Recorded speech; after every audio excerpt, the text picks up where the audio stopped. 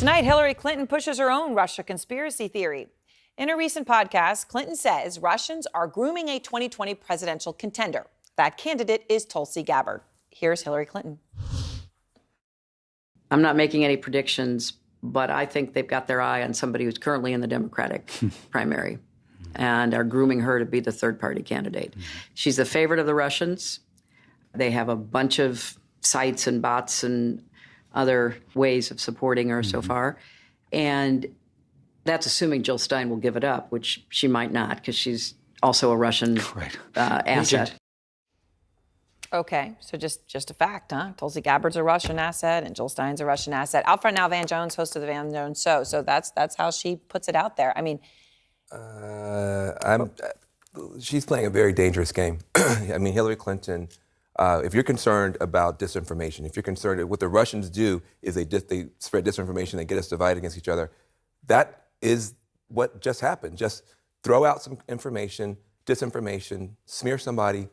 She is Hillary Clinton. She's a legend. She's going to be in the history books. She's a former nominee of our party, and she just came out against a sitting U.S. Congresswoman, a decorated war veteran, and somebody who's running for the nomination of our party with just a complete smear and no facts.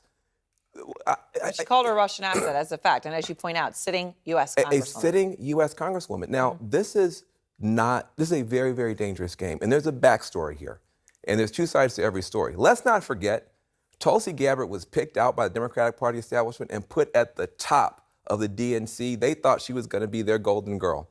And she got in that position, the DNC, and she looked around. She saw Debbie Wasserman Schultz and other people, Clinton allies, doing stuff they shouldn't have been doing in the primary. And Tulsi publicly quit and then endorsed Bernie Sanders. And it's been payback hell ever since. And that's what we are here. But payback hell ever since. Gabbard's responded with a tweet storm. She says, "Thank you, Hillary Clinton. You, the queen of warmongers, embodiment of corruption and personification of the rot that has sickened the Democratic Party for so long, have finally come out from behind the curtain. From the day I announced my candidacy, there has been a concerted campaign to destroy my reputation. We wondered who was behind it and why. Now we know it was always you. Through your proxies and powerful allies in the corporate media and war machine, afraid of the threat I pose, it's now clear this primary is between you and me. Don't cowardly hide behind your proxies. Join the race directly." Yeah, getting kind of hot.